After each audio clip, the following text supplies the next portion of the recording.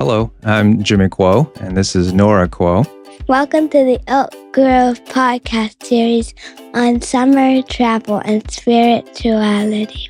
What are we going to talk about? Our family trip to Taiwan. Earlier this summer, our family took a 2-week trip to Taiwan, where my family is from. So that was myself, my wife, Chrissy Kuo, Norah, our older daughter, and our younger daughter, Corinne. We visited with my dad, who primarily lives out there, my mom, who primarily lives here in the Atlanta area, but they travel back and forth to see each other. And one of my sisters was with us there for about a week. So we moved to the Oak Grove area at a very strange time, April of 2020. The church was in the neighborhood and we'd seen it, but at that time we were primarily using the church parking lot for you to learn how to ride a bike. And around that time, this is when the church was doing worship out in the parking lot.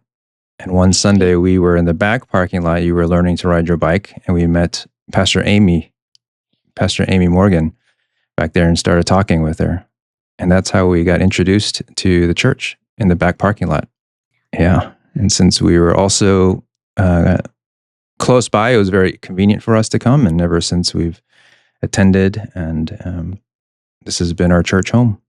Afterwards is when Chrissy's mom, Donna, moved to Atlanta. And so she started attending too. Now we've used that parking lot for Corinne to learn how to ride her bike. Yeah. And in 30 minutes, she was going in circles really fast around. And then she tried riding home, but she couldn't get up the big hill. Yes, the very gentle slope of the barbecue parking lot is great for teaching kids how to ride a bike. Pro tips, that's right. How many times have you been to Taiwan? I've been many times. Actually, the first time I was 2, so I don't remember that. I celebrated my 2nd birthday in Taiwan, but I don't remember that. And then I didn't go for a long time. And then the next time I went, I was 18. But in my adult life, yes, in my adult life, I've been 6 or 7 times probably. And Chrissy has been back with me 4 times, I think. And I've been 1 time. You've been 1 time. This was our first trip with you and Corinne. We kind of waited until you two were kind of old enough to try to appreciate it and to remember it. I think either way, there's a lot of little children friendly things. So either way, we'd remember it no matter what age we were. You did remember a lot of things. What things do you remember that were fun? I remember riding Space Mountain 3 times. There was a ride modeled after Space Mountain that you rode 3 times. At the amusement park that we hiked through all the rain. No, not hiked. We walked through all the rain, and I learned how to weave on the way. So that was part of our trip to Sun Moon Lake in the central part of Taiwan. Most of the time was spent in the northern part by Taipei. When I go back, I see some family that I only see when I go back to Taiwan. But I feel like every time I go back, I meet at least one person in my family that I had never met before. But this time, you met a lot of family for the first time. A lot. What was it like to meet cousins that you've never met before? Aunts and uncles? I didn't know I had any more kid cousins. You have a cousin going to college, coming to California for college. Yeah. Yeah. And that's not fair because the family that lives in California is at least closer. One of the unique experiences of going to Taiwan is to eat the food there. What did you think about the food in Taiwan? I like the xiaolongbao from that really yummy place. Din Tai Fung? Yeah, I like the xiaolongbao from Din Tai Fung, and I like the ramen at the airport. The airport? No, remember that? It was really good. It was.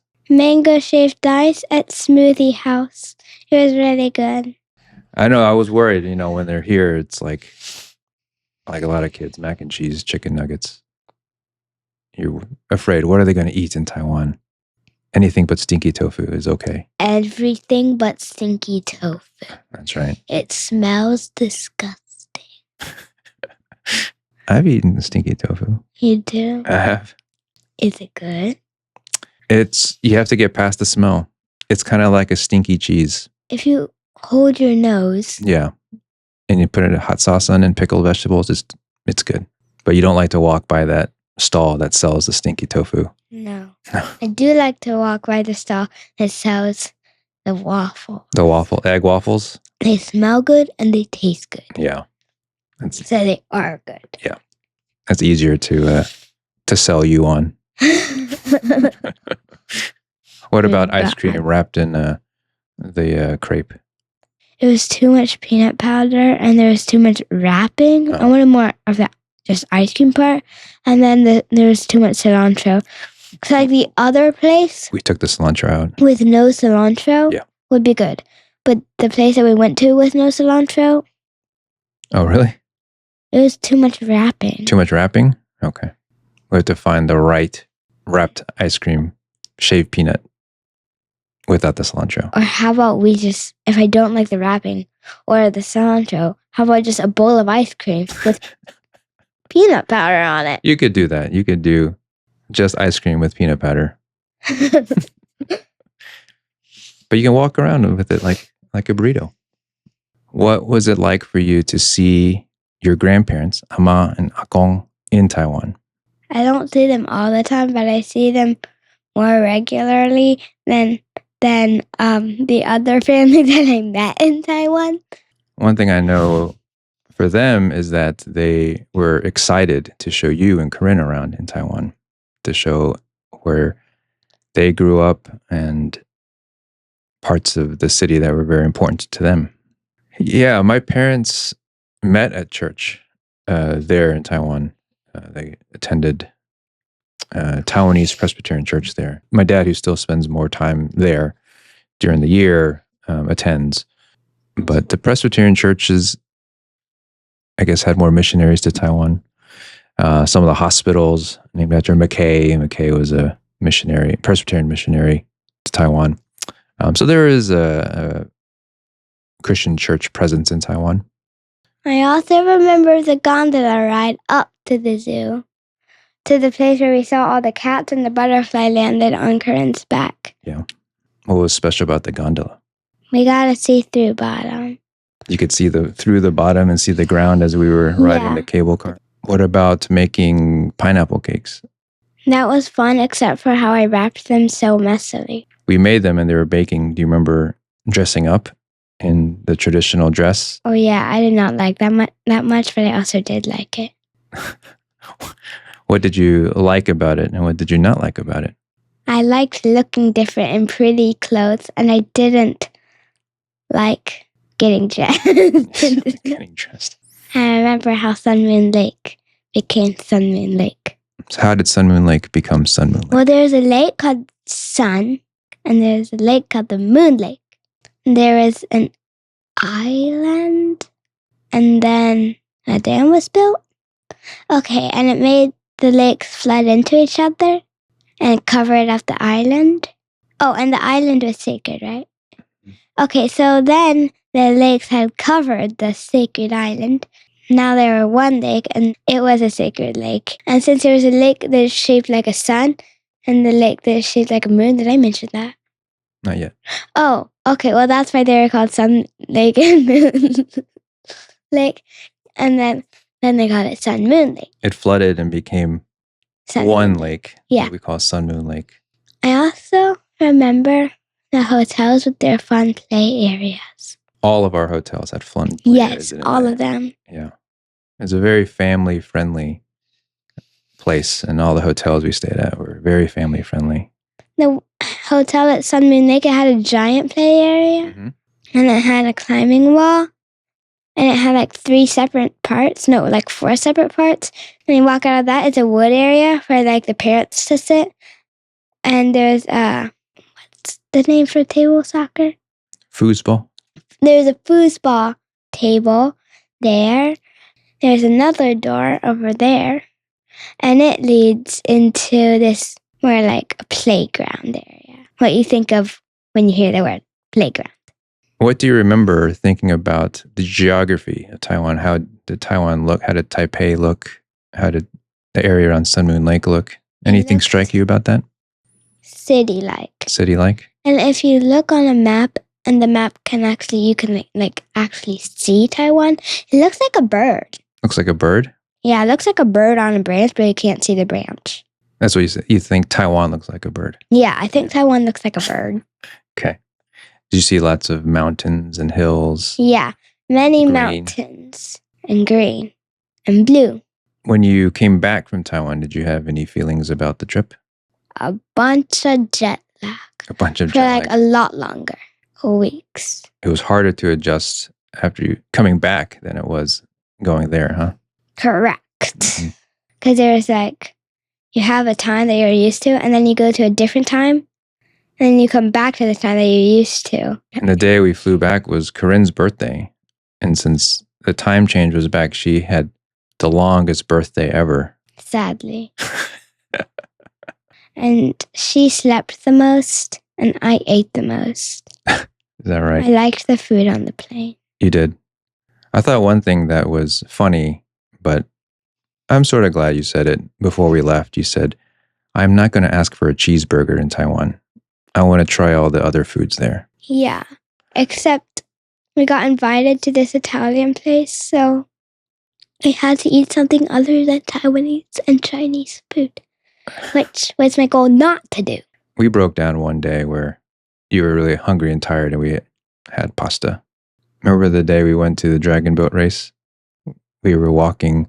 I mean, I was hungry and tired, and I had just had a can of little Coca-Cola. Before we got there. Oh, yeah. Yeah, so the dragon boat race, it was long, and hot. Well, I mean, it took a long time to get there, and it was really hot. And then when we got there, we were like sweating, and then a racer, well, dressed like a racer, gave us ice cold Coca-Colas. And I don't like Coca-Cola, but if you're like really hot and it's like really cold, it tastes really good. That and mango shaved ice afterwards, huh? And watermelon juice. Don't forget the watermelon juice. And watermelon juice. What about the fruits in Taiwan? They were really good, especially the dragon fruit. Especially the dragon fruit. Better than anything you can eat here, huh? The lychee. Yeah.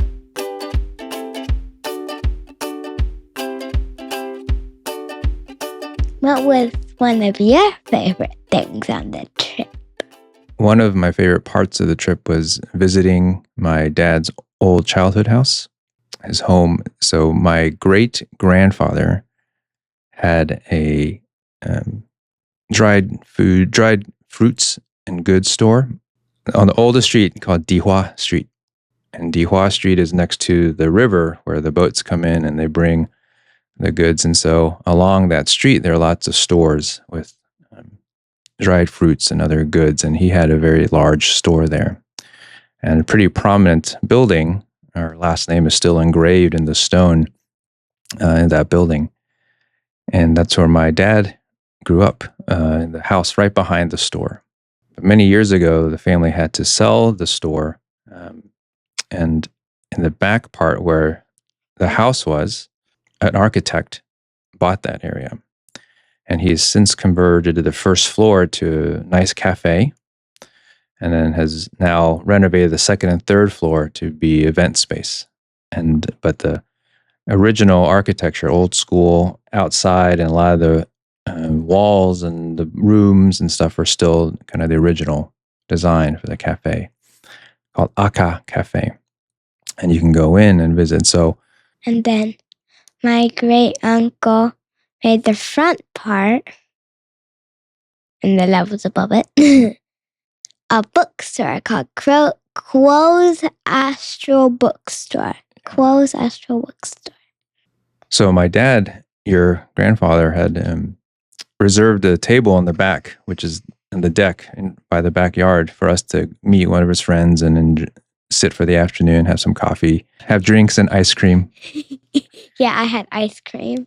To watch the people walking through his old house and coming out to his backyard. We were sitting there and he was saying as a kid he would play in this area where everyone was just watching because that was his backyard. Everyone was like taking pictures. Everyone was taking and then pictures. he's just looking and he's like, this is my old backyard. And everyone's like, look at this beautiful landscape. I wonder who landscaped it. It was very similar. The floor was the same as before. His parents' bedroom is now the bar. You could walk through there, see the bar, and he'd say, see that room? That was my parents' bedroom. This is the first time I had been there with him. And I asked him, how's it feel to be in this cafe and know this is your childhood home? And he said, it feels kind of weird, but he knows that that's, what it is. And the front part, which is no longer a store when it was sold, was an empty space. And so my dad's younger brother, your great uncle, who's a publisher, has leased out that space and converted it into a bookstore called Quo's Astral Bookstore. He wanted a space that was a place for people who visited Dihua Street to go and, have the cafe in the back, which he doesn't own, but be able to go and sit down and look at books. And he selects the kind of books he wants in there. And so that's in the store. That's in the space where the store used to be on that street. So I enjoyed being able to visit that with my parents. Going to Taiwan is always an interesting experience for me because my parents lived there and they're the ones who moved to this country. And so I was born here. So it's not that hard for me to think that if my parents hadn't moved, I would have grown up there. And so that could have been my life. And I think about that a lot whenever I go and visit. And then if you haven't moved, that could have been my house. That could have been your house. But then I wouldn't look like me because I wouldn't have the same mother. That's hard to know. Sort of when you talk about that is this feeling that my dad's cousin said it out loud. And I actually have this feeling about the way he said it to me. It was like, he said, I look at you, looks at me. He says, you look like us, but you don't sound like us. And I have that feeling when I go there. I look like them, but I don't sound like them. And then I don't look like you or sound like you. Yeah. But in this country, for most of the people that look like you. Hmm? I kind of look like you kind of look like me. Yeah. For most people in this country, I look at them and I think to myself, I sound like you, but I don't look like you. So I always have this weird in-between feeling between being Taiwanese and living in America, being Asian American, having that identity. When I go to Taiwan, I have this feeling that's hard to explain. The closest feeling I would say in how I feel in my body is nostalgia, but it can't be nostalgia.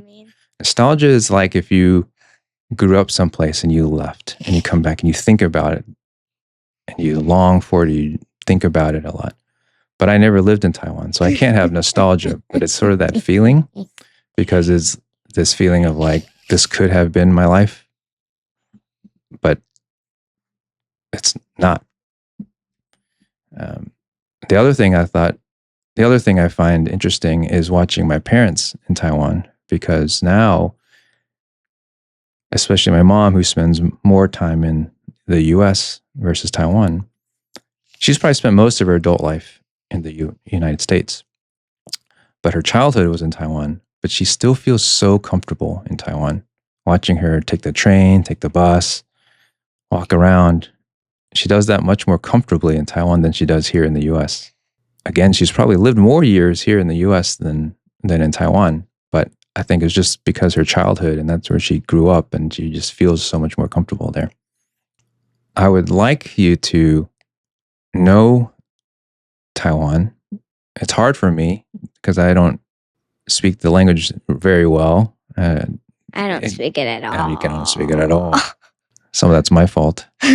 But to know kind of where your family is from and what shapes our family to you. So I think I'd like to continue to take you there and have expose you to those sorts of things. So we'll go back. We'll go see other things. We'll go do other things. But it'll be hard for us as long as we still live here for that. But I think it's important for you and Corinne to kind of know where my side of the family has come from. And maybe you'll have good feelings about Taiwan too. The train is a lot cleaner. The train is a lot cleaner. I know. I had a lot of anxiety about taking you there because I wanted to show you things. And I know you've heard us talk about how much we love Taiwan. My sisters and I love Taiwan. My parents and I love Taiwan. And I was afraid that you would go and you'd be like, it's okay. I wanted so badly for you to enjoy it and feel connected to it. And I think you had some fun. We'll go back some more so you can feel more connected. But certainly more anxiety taking someone that you want to enjoy it so much, but you can't make them enjoy it. We try to plan things that would be fun, memorable, do things with my parents, do things on our own, various things. Do you think Corinne had fun? I think she especially liked the Coca-Cola. The Coca-Cola. Taiwan is where you girls fell in love with Coca-Cola, huh? Not me. It was just that day that I liked it because I was burning hot. I did not like Coca-Cola. So when you're really hot and sweaty and tired, the Coca-Cola is the pick-me-up. If it's cold. If it's cold. I like that tea that you got at that place where you pick out your seafood. Mm-hmm. The tea that you got. Yeah, you drink that. Yeah, we were close to the coast, so we picked out our freshly caught seafood in the tanks. They were alive, and we had seen the Queen Rock. Yeah, saw the Queen Rock and the Jeju Geological Park. Look like a queen. You have to use your imagination a little bit. It looks like that and then that. Looks more like a Q. A Q? For queen. Okay. Okay. Do you want to go back? We have to go back in 2 years. In 2 years? Why? For my great uncle's 80th birthday. Oh, okay. But what about Uncle's 80th birthday? I know. That will be in 2 years too. So while we were there, my dad's older sister celebrated her 80th birthday. So my uncle threw a big dinner party. It was at this super fancy place. And there's a giant table. And there are 20 people at it. That's right. It's the biggest round table you've ever seen. It had 20 people all the way around it. You had to use a megaphone to talk to the person across the table, probably, huh? I think that was probably the place you saw most of the new family. Was at that dinner? It was hard to communicate when nobody knew English. Well, I mean, a couple people did, but... Yeah, not as many. Not that well. Not that well, yeah. Some of the adults spoke better English than the kids. They had a longer life. They have a longer life. English, so... With going to Taiwan now, do you feel like you want to learn more about Taiwan? I want to learn the language so that I can actually understand people and speak to people without going, I want this and this and this. Can you either use Google Translate? Makes you want to learn Mandarin or Taiwanese. It'll probably be easier to find Mandarin classes than Taiwanese classes here. Yeah. Yeah. Willow could have been a help. Willow could have helped. Her Mandarin is getting very good. She's a 4th grade level. Is that right? Wow. Her Mandarin's much better than my Mandarin, so she could teach you more than I could. Mm-hmm. Yeah. We should actually probably all learn Mandarin as a family. Help us experience Taiwan a little better. Yeah. Maybe help us understand ourselves a little bit better. Yeah, it was a long trip. It was good. I still think about it. I still think about it, have good memories of it. Thanks for watching the podcast. See you next time.